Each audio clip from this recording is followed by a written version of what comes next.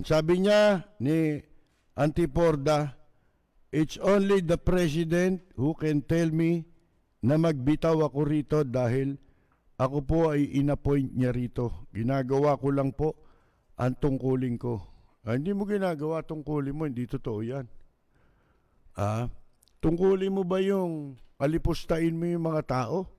Na nagtatanong at sasabihin mo walang karapatan, sino ka?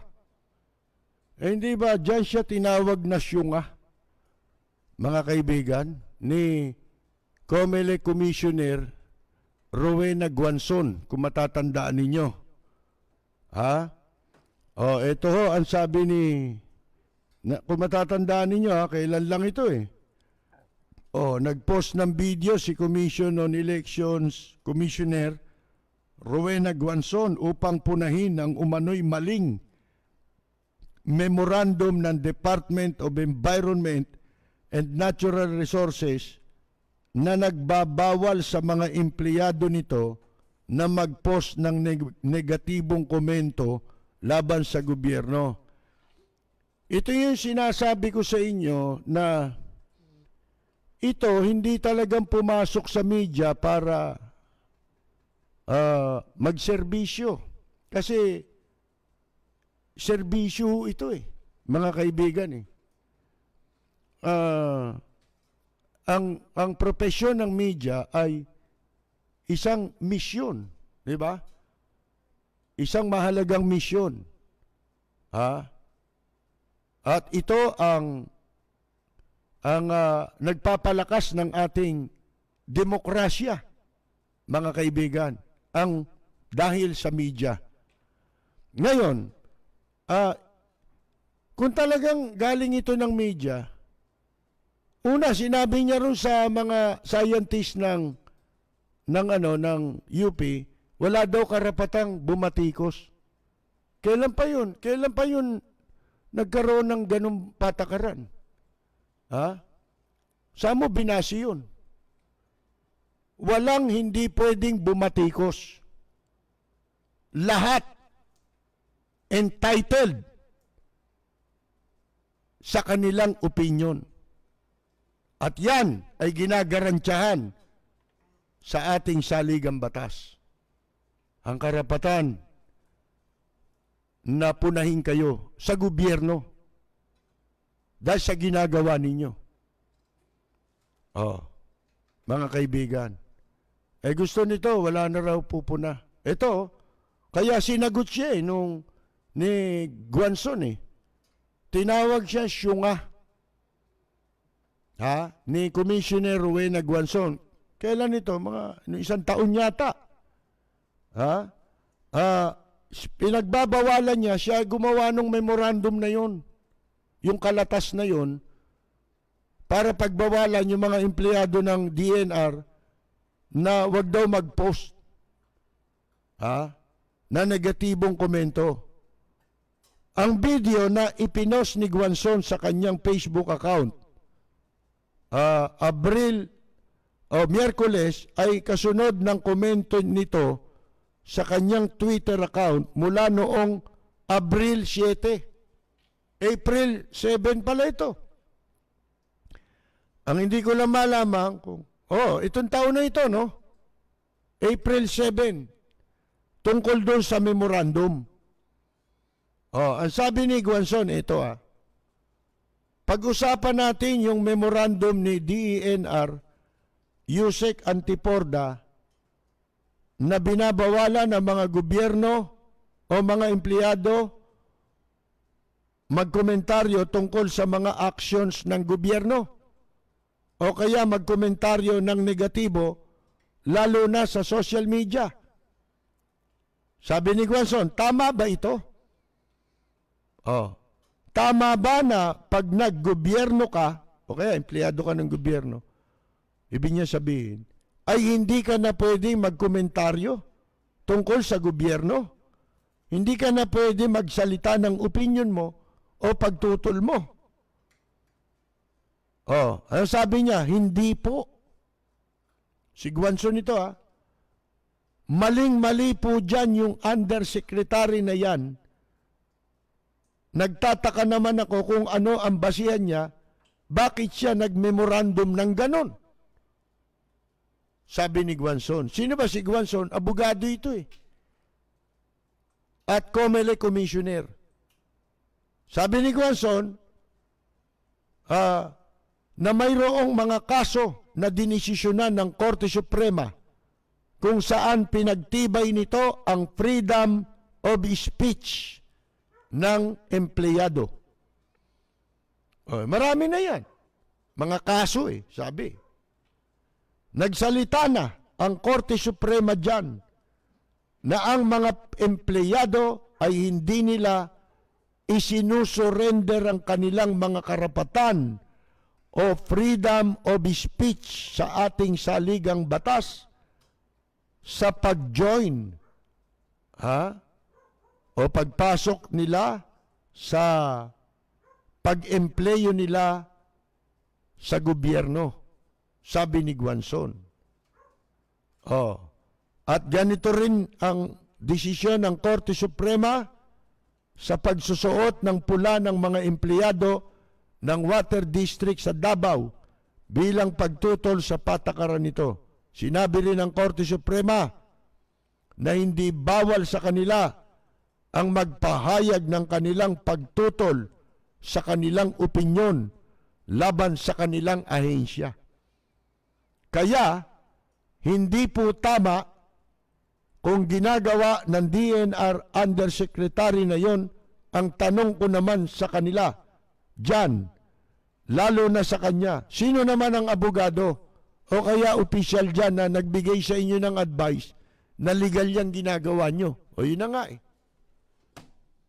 Ikaw ngayon ang illegal. Gumagawa ka ng labag sa batas. Nag-uutos ka na wala sa pinagbabawal sa konstitusyon yung utos mo. Di ba? Sabi kasi dyan yung mga desisyon na ito, ginawa itong mga desisyon ng Korte Supremang ito, alinsunod sa probisyon ng saligang batas na nagsasabing no law shall be passed abridging the freedom of speech or of the press. Kahit nga batas hindi ka dapat magpasa ng kahit anong batas na magpapakipot sa kalayaan ng pagsasalita at pamamahayag. Yun ang ibig sabihin nun sa mga desisyon ng Korte Suprema.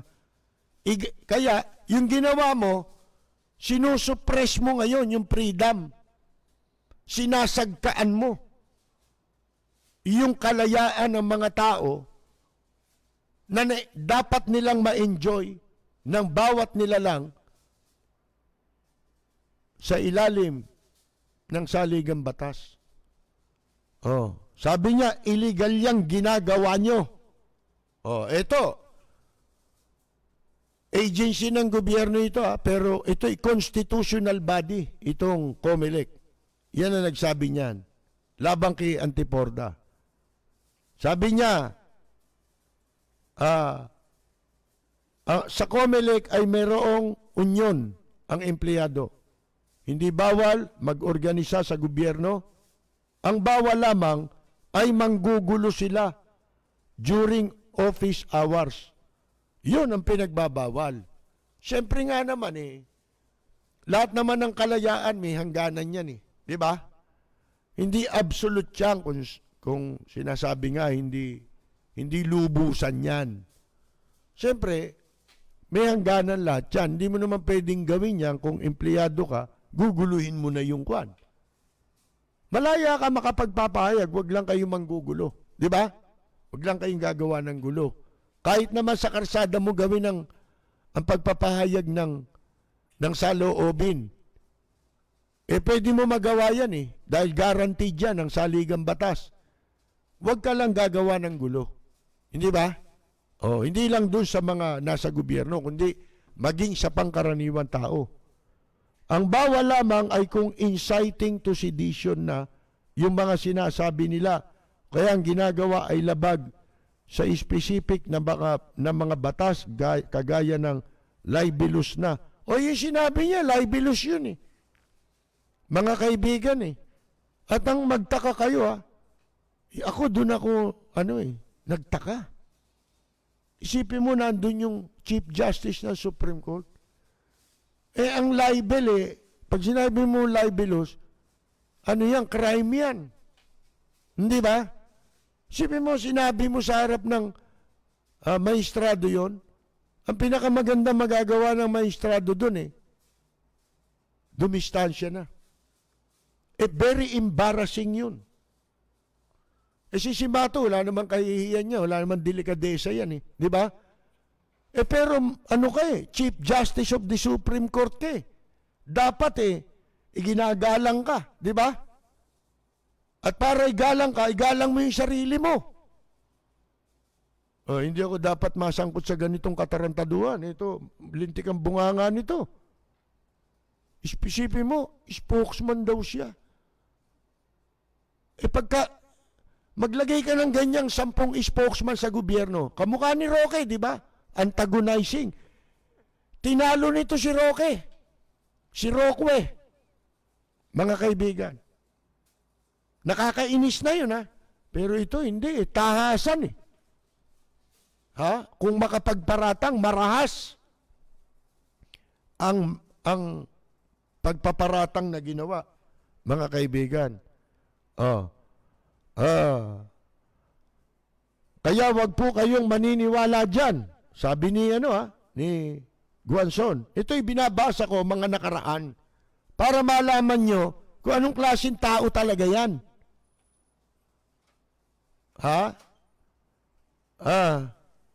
Hindi po tama yan na pag government employee ka na ay wala ka ng freedom of speech. Kaya lamang maging careful din kayo sa binibitawan nyo salita para sigurado na hindi kayo makakasuhan ng libel o inciting to sedition. Kung ako yung mga nando doon kahapon, ilalibel ko yan. Saan siya kukuha ng basihan doon? Sige nga. Saan siya kukuha ng basihan? Wala kayong karapatang pumuna sa gobyerno o bumatikos dahil mga bayaran kayo. Saan niya kukunin yun? Yung depensa niya doon. Sige nga. Maganda hong pinag-uusapan nito dahil dapat natututo tayong lahat, lalo na yung mga opisyal nyo dyan, dahil bawal ang syunga. Ayun ang sabi ni Guanzon. Tinanong pa nga ni Guanzon, abogado ka ba? Hindi na siya nakasagot. Ito sagot niya. Ito nung April 7 yon. Sumagot ito si Ahan Chin. Sabi niya, Madam Commissioner Rowena Guanzon, I will not stoop down to your level. Oops, may pagano'n pa Pakala mo, column Oops, yung column na bakya, di ba? Mga baduy na column, may mga oops. Ako hindi ako magamit ng ganyan sa column Ang baduy, di ba?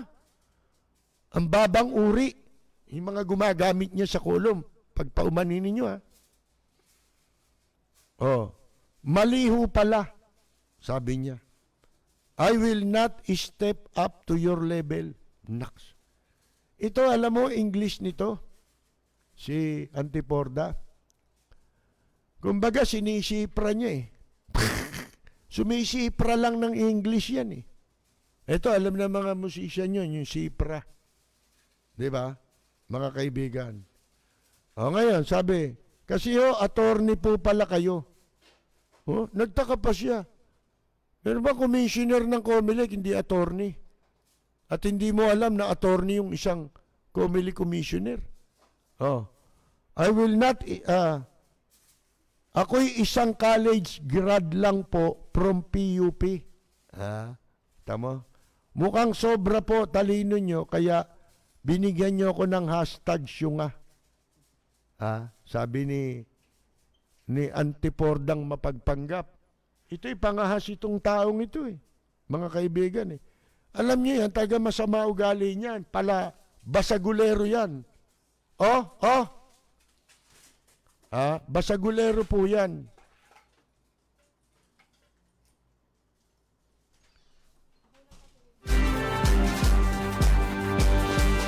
Si Ka-Percy Lapid bumabanat. Lapid Fire. Aha, mga kaibigan. Minsan naalala ko,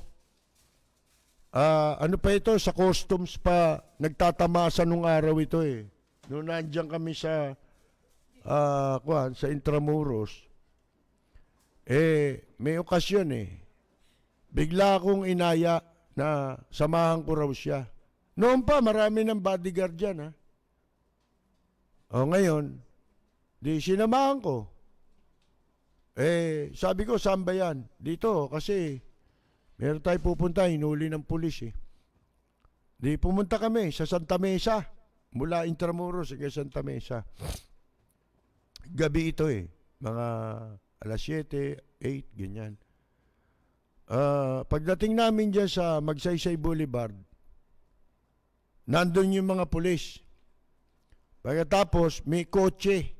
Yung pala, sinita ng mga pulis yung kotse. Hindi ko alam kung karnap yun o walang papeles. Kasi trabaho niya yan yung magpalusot. Tapos bebenta niya o kaya pumapadrino siya dun sa mga incheck. O di, yung pala ang madalit salita, nandoon ako, ang ginawa ko, tumawag ako sa isang opisyal ng MPD. Pwede ba ka akong mapakiusapan itong mga pulis mo na bitiwan na yung tumawag yung opisyal doon sa kanila. Pinalis na. Di bumalik na kami doon sa Intramuros. Akalain nyo, nung nandiyan kami sa May City Hall, merong nakaharang sa dadaanan namin na jeep. Siyempre, alam niyo yung jeep, mga humihinto yan kung saan-saan di ba? Para makapagsakay ng mag-abang ng pasahero, sasakay, nag-uunahan sa pasahero. Napaharang ngayon, tiyempong hindi kami makakadaang kagad. Hindi, saglit lang naman yun Busina ng busina, hindi umaalis yung jeep. Ang ginawa, akalain nyo, bumaba. Pinagmumura yung jeepney driver. Pinatulan. Alam ba ninyo, pagsakay niyang gano'n sa sasakyan, sabi ko, pumapatol ka sa driver, kung hinataw ka ng tubo nun, kahit sabihin mo may bodyguard ka, di ba? Di hinataw ka na niyan. Isipin mo, insultuhin mo yung tao para dun lang sa hindi ka lang makaalis kagad. Di ba? Yan. Meron yan, binugbog, Amerikana. Doon sa building ng mga media. Dati, totoong media, ngayon puro house show. Yung Amerikana na yon, retired na, military ng US. US military. Galing sa gera yun sa Iraq yata Ako kung anong gera yung... Bata pa, pero umaga siya nag-retire. Alam niyo ang trabaho ng babae, ginagawa niya ngayon. Tombo yun may lahing Pilipina. Ang laki, taba Mga kaibigan yung babae pala na yun, winanted ng mga pulis. Sa akin pa yung kaso. Sa akin yung record ng kaso.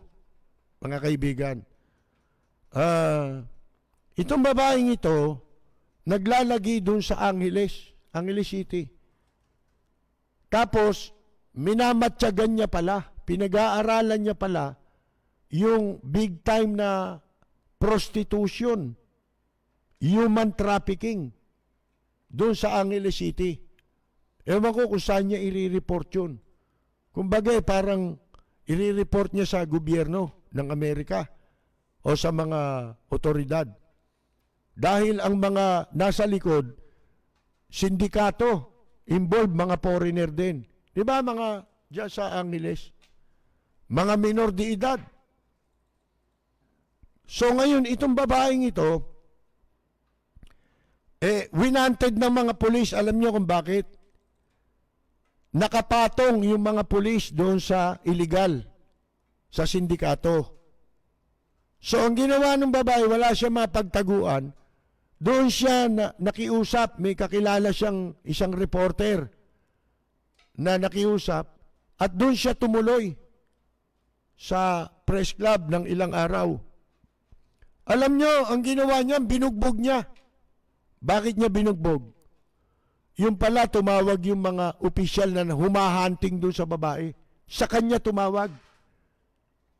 Pinalalayas niya doon sa press club, pinagtatadyakan. Kasama niya yung, pinanonood lang siya ng mga bodyguard niyang pulis. Ano ibig sabihin nun? Kasabwat niya yung yung sindikato. Hindi ba? Oh, mga kaibigan. So, nagdemanda ngayon itong babae. Pero wala na nangyari doon. Naayos niya. May kaso pa yan na yung theft, qualified theft. Pero tinago ng isang taga-DOJ yung kaso eh. Alam niyo yung qualified theft, no bail yun eh. Mga kaibigan, tinago yung kaso. So, yan ilan sa mga insidente. Marami pa ho, nabalitaan ko dito sa mga sugalan dyan sa Makapagal. Yung poker dyan, may poker dyan sa Makapagal. May balita sa akin, pinagbubugbog niya yung tao ron. Hindi ko alam kung ano dahilan. Hindi ko ma-recall ngayon. Ganyang karahas na tao yan. Eto ngayon. Tatapusin ko lang itong kay Commissioner Guanzon, yung palitan nila ng kwan. Sabi pa, we are not curtailing freedom of speech by our move. We are just reminding our people that we should adhere to Republic Act 6713. Ba? Kala mo, alam niya eh.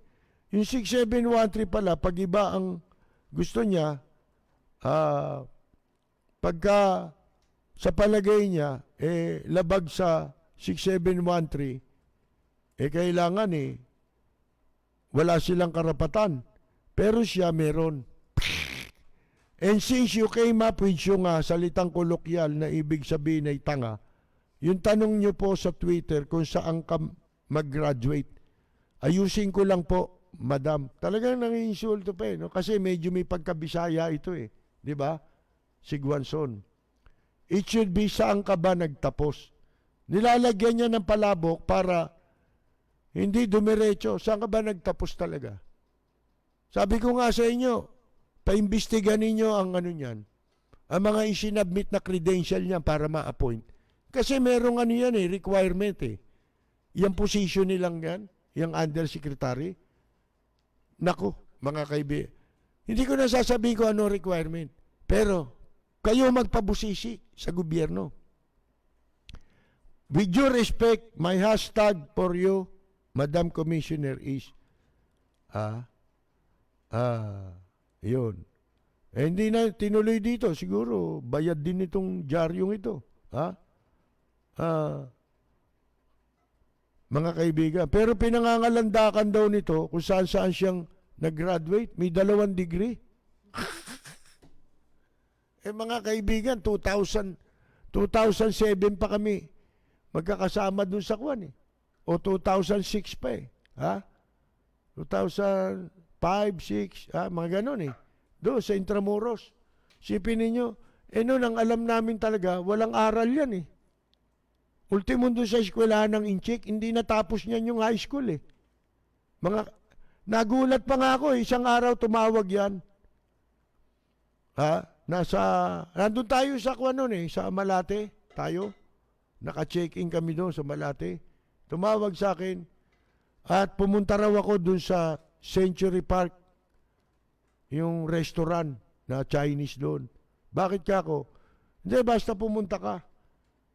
May party rito. Di pumunta, sumaglit ako, malapit lang Pagdating ko ron, puro inchik ang nandun. Yung pala, eskwela pala yon nung Chiang Kai-shek.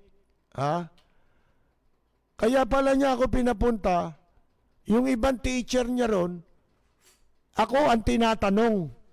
Dahil nakikinig pala sa akin. yung mga teacher niya. Kaya nakilala siya ngayon ng mga teacher dahil sa akin. Nagkapangalan siya ro sa eskwela dahil madalas ko siyang nababanggit sa programa. Mga kaibigan. Ngayon, eto. Kung matatandaan po ninyo, November 6, 2018, kauupo niya riyan sa DNR. Rumakit sila, di ba, sa Boracay. Ano ba nalinis nila sa Boracay? Wala naman, di ba? Yung pa rin ang Boracay. Gumrabi pa nga yung baha. Ngayon, kahit di umuulan, bumabaha na. Kasi, kunyari, pinahukay nila doon. Pero hindi po naayos yun. Magkano ginastos sa Boracay? Ito ngayon. Nakaaway niya dyan itong isang Singaporean businessman na nagsumbong sa media, mga kaibigan, na ito raw si Antiporda ay dinidelay yung pag-release ng compliance certificate para sa kanyang travel agency. Mga kaibigan. Sa isang sulat, sumulat ito kay Roy Simato, ang pangalan ng businessman na Singaporean si Peter Tai. Siya raw ay publicly humiliated, physically assaulted, verbally threatened. Ipinahiya siya, sinaktan siya, at siya'y tinakot nitong si Benny Antiporda sa isang meeting sa mga negosyante ng Boracay. Ngayon, itong si Tai ay General Manager ng Boracay Adventures Travel and Tours Incorporated. Siya rin ay Board Director ng Boracay Foundation at Liaison Officer ng Consul Assistance at the Chinese Embassy in Manila. The November 2 meeting was called by the Compliant Association of Boracay to discuss banning commissioners. Yung commissioner, quote-unquote, ibig sabihin mga nangongotong, nangungumisyon, who illegally deal with tourists for water sports activities. The proposal is to make bookings for water sports activities directly from the hotel or through travel agencies. Ngayon, doon daw sa meeting, itong si Tai ay dahil sa pagkadismaya niya, inakusahan niya yung DNR na pinapatay yung local tour operators dahil doon sa proposal na payagan ang mga turista na mag-book ng kanilang aktibidad sa pamamagitan ng mga hotels. At di umano, sabi niya, ito si Antiporda ay siya ang nagpapatagal para hindi ma-release yung compliance certificate. Mga kaibigan, ayun na, doon na raw siya sinaktan, sinakal ni Antiporda, si Tai, nung sila'y nagkaroon ng konfrontasyon. Tinatakot yung kanyang opisina na hindi i-release yung certification for compliance. Dahil sa kanyang pagsasalita raw ng katotohanan.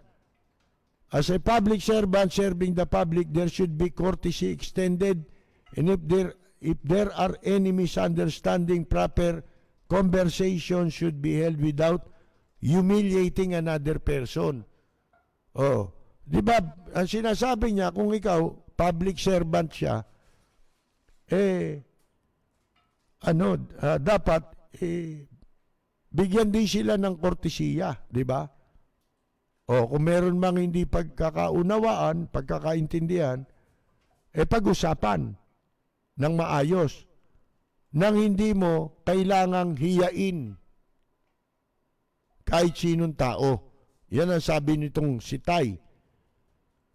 At ang sabi niya ay tinangka nitong siya ay intimidate. At sakalin. O mga kaibigan, ay siguro naawat lang. Nanawagan itong businessman na ito na gawa ng aksyon yung ginawang pag-abuso sa kapangyarihan ni Antiporda. O mga kaibigan, yan po nangyari yan sa Boracay. O, ang sabi ni Antiporda sa interview sa kanya, hindi raw totoo na dinideny niya yung certificate. Pinaliwanag na yung Department of Tourism daw ang mahawak ng Travel Agency Accreditation. Pero siguro, binabarako niya pati yung DOT. Sabi ni Antiporda, ang nagpahiya sa sarili niya, mismong siya, si Tay. Na naganap dun sa meeting nung November. Yung letter niya na tinrating ko siya, hindi pa lalabasin, yung building na inupahan niya ang may kailangan ng ECC, siya hindi. Siguro, pe-pressurein mo. Siyempre, there are many ways of skinning a cat. Kilala ka na eh. Yun ang track record mo, masama eh. Di ba? Talagang mapag-abuso ka sa kapangyarihan. Kakapirasong kapangyarihan, inaabuso mo. Yayaman ka ba kung hindi? Dati ka lang waiter. Di ba? Saka sa Bulacan, mga kaibigan, waiter lang sa isang KTV bar. Eto. So, alam nyo, na-iskandalo ito lumabas ito sa mga periodiko hanggang sa ibang bansa. At kumuna po na niya na sasabog na sa mukha niya itong isyong ito. Alam nyo ginawa? Pagkatapos na lumabas sa international news ito, nagpakuha ng litrato, nakipagbati dun sa tao para hindi ituloy yung reklamo laban sa kanya, mga kaibigan. Ngayon, nangyari ito, ibig sabihin, talagang ugali niya na yan. Yan ang magpapatunay. Ito pa isa. Mga kaibigan, matandaan ko ilang taon na rin na nakakaraan, itong dating retiradong polis na si Abner Apuang, akala nyo senior citizen na ito May edad na ito, retired na ito Akalain ninyo sinaktan niya dun sa National Press Club. Dumugo ang ulo, pumutok ang ulo ni Apuang Talagang ugali niya yan, mga kaibigan, na manakit ng tao. At may masama pa nga kaming ibang balita dyan Alam niyo yan, nung panahon ni Gloria, nakapasok yan sa Presidential Anti-Smuggling Group, yung PASG, na pinamumunuan ni yumaong si Undersecretary Bebot Villar. The anti-smuggling yan. Merong instance na merong nahuling Peking duck, shipment ng Peking duck. Baya kalain nyo na wala yung mga duck doon sa loob ng container Sipin mo naglakad. Yung mga Peking duck nagpunta sa mga restaurant. Galit na galit si Bebot Villar. Pagkatapos, ito matindi. Yun nangyari sa Subic na merong billion worth, billions, mahigit billion na halaga ng shabu. Nasabat sa Subic, ng mga Subic authorities, hindi ng custom, Subic authorities. Ngayon, yung sakay nung kotse na nasa likod nitong shabu shipment na to, mag-asawang inchik. Huli ng mga SBMA authorities, bigla ngayon nakatawag sa kanya. Ang pangalan nun ang apelido ang apelido ang din. Pagdating ni Antiporda, biglang nawala sa custody ng SBMA yung pong mga drug suspect. Panahon ni Gloria Arroyo yan. Nangyari sa Subic Bay, mga kaibigan. Sinasabi ko lang sa inyo para malaman ninyo yung track record ng tao. Diba? Yun yung sinasabi nating track record. Lalo na sa pagpili ng ating mga iboboto. Hindi ba? Ang pipiliin natin ay track record. Katulad niya, ang track record niya, puro ganyan. Ako, hindi ako magtataka. Isang araw, tatakbo na lang yan kakandidato yan Bakit? Marami ng atraso para magamit niyang proteksyon sa sarili niya. Di ba? Mga kaibigan. Sinasabi ko lang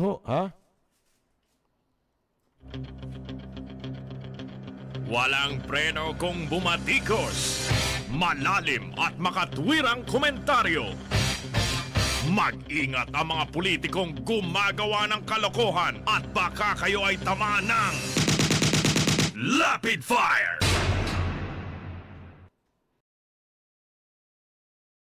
Ngayon, talagang subject ng pagbusisi ng tao ang sino mang nasa gobyerno.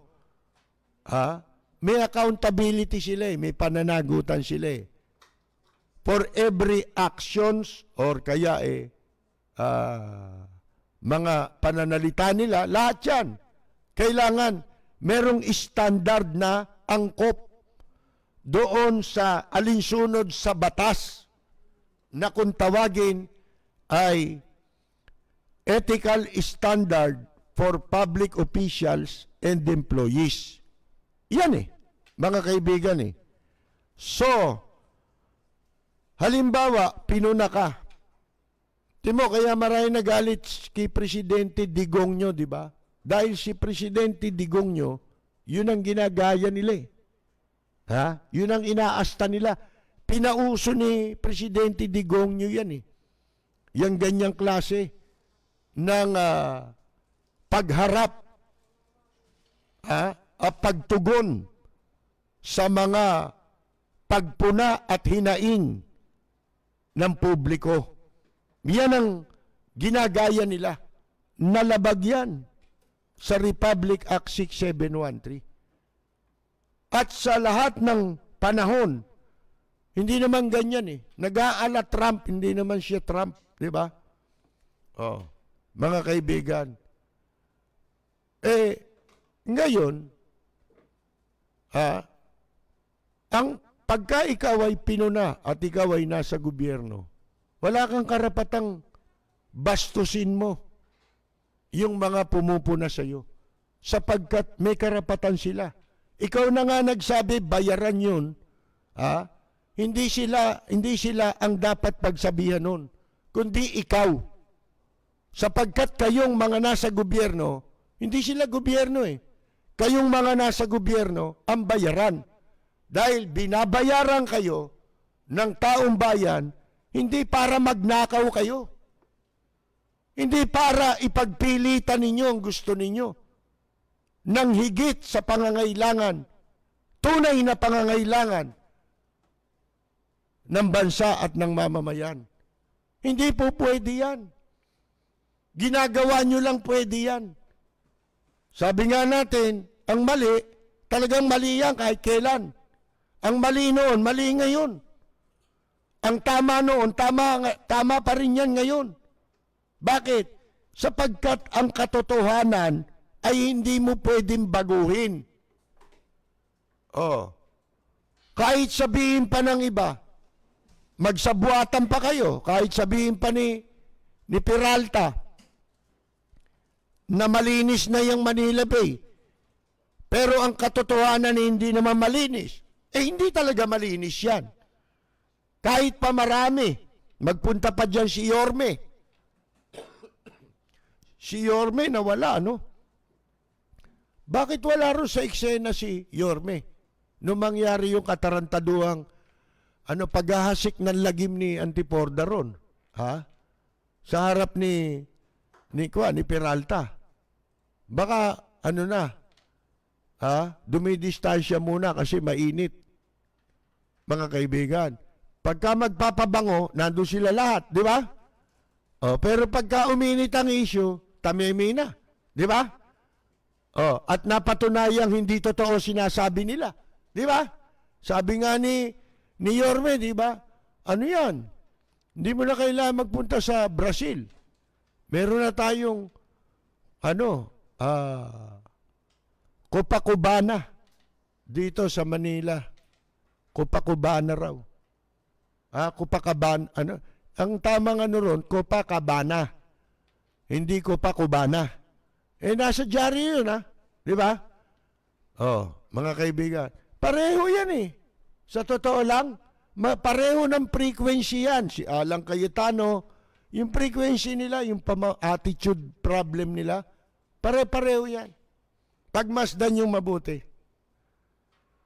Kasi ang publiko, hindi naman, hindi yung masyadong observant sa ganyan. Hindi katulad namin, ako lalo. Pig-aaralan ko ang tao, pagka alam kong hindi sincero, hindi ako mapapahanga niyan kahit kailan. Diba? Yung kwento ko sa inyo, si Gloria Macapagal Arroyo, sa akin yan, magaang sa akin nung araw. Unang kandidato yan, nagpupunta sa programa ko yan. Naging senador. Bago siya mag-senador nun eh. Nung maging senador, kahit saan ako makita niyan, babatiin ka niyan, malayo ka pa. Naging vice president, ganun din. 1 kilometro pa eh. Ang lakas ng bunganga na ni Gloria. Tinatawag ako. At kapampangan pa salita. Hindi na lang nung presidente. Kasi hindi naman nakukuhan eh. Alam ko si Gloria plastic, kaya lang meron tayong trabaho eh, di ba? May trabaho tayo sa media, mag-interview tayo. Para malaman natin ang issue dahil ang mga issue nun tungkol sa, natatandaan ko pa eh, nung unang tatakbo si Gloria eh. In-interview ko yan tungkol sa General Agreement on Tariffs and Trade. Kasi po, iilang kami nun sa radyo na kontra sa pagpasok ng Pilipinas sa kasunduan na yun. Kita ninyo nangyari sa atin, naging mahirap tayo lalo, humirap ang buhay ng tao. Sapagkat wala naman tayong ipanlalaban sa mga malalaking bansa na malaki ang production nila. Hindi ba? So nangyari, dahil sa pagpasok natin doon, tayo sumasalo ng mga sobra lang ng kanilang produksyon, di ba? Ginawa tayong tambakan ng lahat ng produktong maibebenta. Pati lason, binibenta rito. Kaya pati lahat ng binibenta ng inchik, puro nakamamatay eh. Di ba? Puro may panganib sa kalusugan eh. Sa laruan pa lang eh. Ng mga bata, di ba? Yung mga plastic. At mawawala ng matatalo ang ating mga produkto. Ayan, binuksan yung General Agreement on Tariffs and Trade. Wala nang mga buwis, pumapasok. Ano ang ipanlalaban natin? Talo tayo. Magpapapasok tayo ng produkto nang hindi naman magbabayad ng buwis, tapos tayo mag-e-export. Ano lang i-export natin? Ini-export natin OFW eh. Bukod sa saging. Di ba? Bukod sa saging, yun lang ang may pagmamalaki mong export, sipin mo tao. Eh samantalang yung malalaking bansa, produkto ang ini-export niyan. Ini-import dito. Pinapasok sa iba't ibang bansa. Mga produkto, hindi tao. Nakakita ba kayo ng ganon? Tayo lang yun eh. Nag-e-export ng tao. Yung tao parang Coca-Cola. Ginawang commodity. Di ba? Yung tao, ang commodity natin. Mga kaibigan. Kaya nung araw, tutol ako dyan. Pero hindi ko namang, alam nyo namang, hindi naman tayo nang babastos ng bisita. Si Gloria, naging mabait lang sa akin. Di ba may pagkakataon pa nga eh. Vice President na yan eh. Nasasalubong ko sa Manila Hotel. Malayo pa, babatiin ako. Pero alam mo ninyo, tatapatin ko kayo. Yung sa akin, trabaho lang. Si Gloria, tingin ko pa lang, plastic na. Mga kaibigan. Kasi, alam nyo, naging sukatan ko kay Gloria. Sa tingin, yung tawa niya. Yung tawa ni Gloria, madaling mabura. Tatawa yan, nakausli pa yung ngipin, di ba? Parang abrilata. Pero, pag sinara niya yung bunganga niya, wala kang mababakas ng ngiti. Hindi ba ang tao pag tumawa, tapos isinara niya na yung tawa niya, yung bibig niya, may mababakas mo pa yung ngiti eh. Yun ang tunay sa akin. Di, hindi naman ako nagkamali. Hindi ba? Hindi naman ako nagkamali eh. Mga kaibigan eh. So, ganun tayo. Pagka ang tao, yung sinseridad, questionable sa akin, hindi ako dyan. Kahit anong gawin mo. Kahit presidente ka pa. Pero, hindi ka namang sincero. Hindi ka tapat. Sayang lang ang panahon, di ba? Naubusin ko sa iyo. Sana kung huhutan lang kita. Di ba? Pwede yun. Katulad nito, sila Antiporda, ganyan trabaho niyan eh. Manloloko yan eh. Ang daming nilokong tao niyan. Mga kaibigan. Yun po. At tayo sinasabi lang natin dahil sa matagal na tayo dito sa medyang ito. Itong mga ito, wala pa ito eh. Wala pa ito sa industriya. Nandito na ako eh. Mga kaibigan eh. Walang preno kung bumatikos. Malalim at makatwirang komentaryo. Mag-ingat ang mga politikong gumagawa ng kalokohan at baka kayo ay tamaan ng Rapid Fire! Gusto ko uling pasalamatan yung mga nagparating na naman ang kanilang tulong kahapon at saka ngayon na pare-parehong ayaw na rin magpabanggit ng pangalan. Saan po ninyo, mag-uumpisa ulit tayo. Hanggang kanina may mga pinapadalan pa kami. Pero November, mag-uumpisa tayo, gagawin namin every week, ang padadala namin hanggang 25 lang.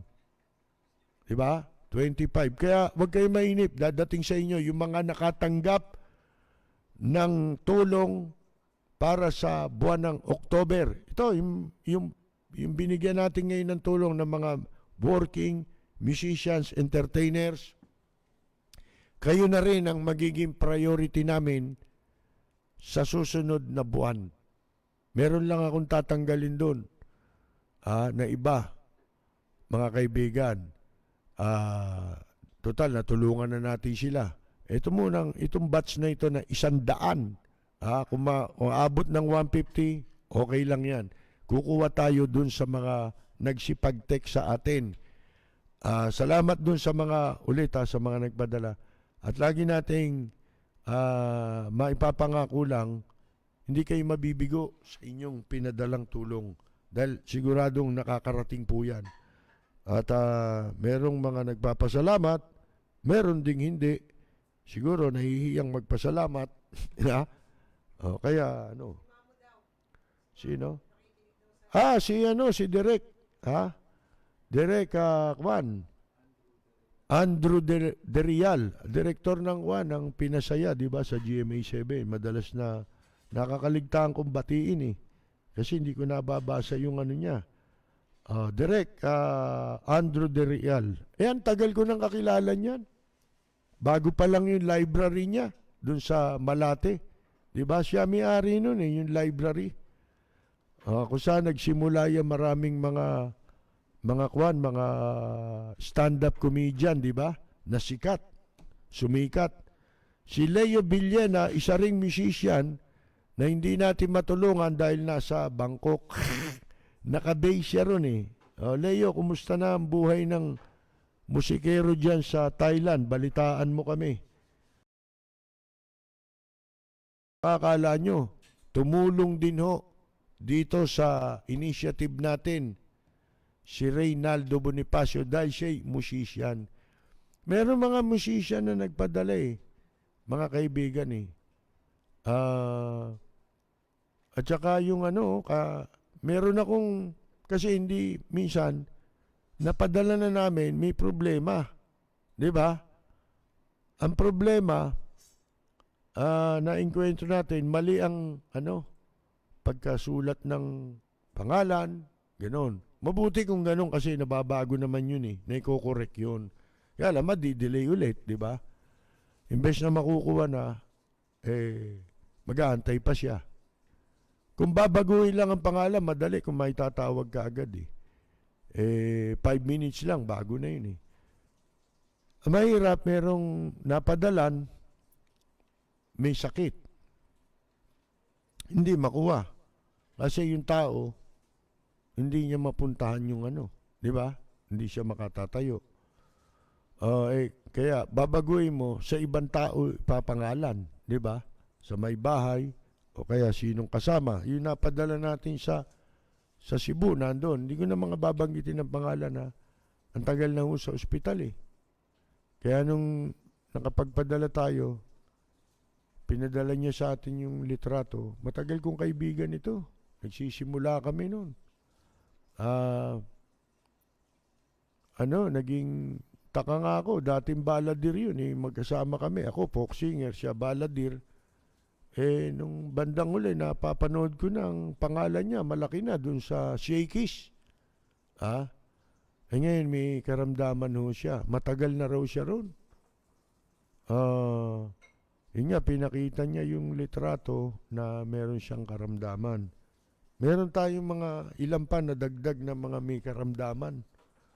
Mga kaibigan. Sana nga, November na para maipadala na natin yung kanilang second tranche. Marlon Corpus ng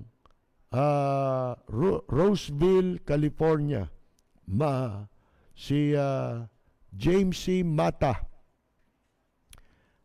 Ito, musician din ito, di ba James? Hindi ko to kilala. Ngayon ko lang nakilala ito. Kamakailan lang, di ba? Musician siya. Si Cesar Porras. Si TC Cuevas. Si Prisjo Lapis ng Los Baños, Laguna. Sally Pascual Roño. Norberto Trias. Si Rudy Santos. Original member ng bandang Horoscope. At nasa California po siya. Si Ray Bonifacio po, binabati ko dyan at ang kanya may bahay, si Alice. At ang mga katropa niya, yung tropang San Jose, California, na barkada ni Reynaldo Bonifacio, veteran musician. Si Luz Biminda Romana, si Oldies But Goodies, binabati natin musician din po yan. Si Lourdes Sigua, si ang hirap basahin ang pangalan ni taga Tennessee, Memphis, Tennessee. Lugar ni Elvis Presley to, di ba? Si Stenar Person Delft. Ang hirap naman basahin nun, ng Memphis, Tennessee. Martiniano Santiago, Herman Gumiran ng Canada. Mimi Vallejo, Randy Reyes from Sun Valley, California. Gerard Bugarin, Eden Cruz Payumo, Miletsky Kasilihan, Happy Chai, Ramon Santos, Jesse James Poot, Arthur Angelo Fidelino, Rogelio Alfonso, Virgilio Alfonso, Ayesha. Ito, birthday din ni Ayesha nga pala, Agapito.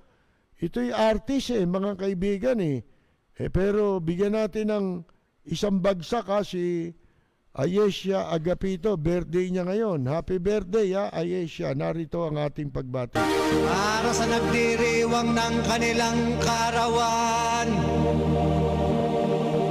happy birthday ang bati ko, ang bati namin sa iyo.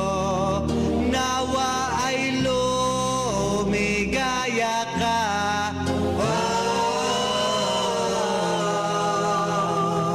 at abutin mo pa sana ang maraming kaarawan.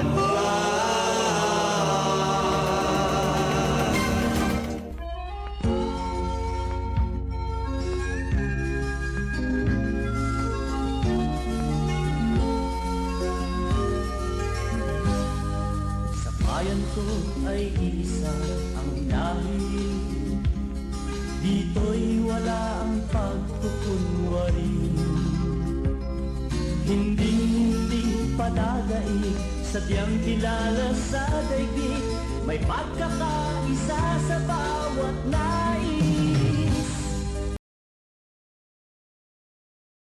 Magandang Yumega Ahan Chen.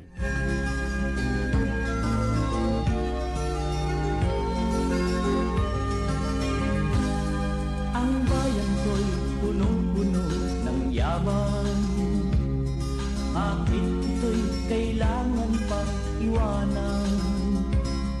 Hindi nga ba't anong sarap mabuhay ng buong ganap sa bayan mo, sumapit ng yaong wakas. Dito sa bayan ko, lahat kami pantay-pantay, walang nang-aabit, ang pag-ibig ay tunay. Dito sa bayan ko, dito'y makikilala mo ang mga kaibigang nagmamahal sa'yo. Dito sa bayan ko, lahat kami pantay-pantay, walang nang-aapit, ang pag-ibig ay tunay. Dito sa bayan ko, dito'y makikilala mo ang isang kaibigan, ang mga kaibigan, ang bawat kaibigan na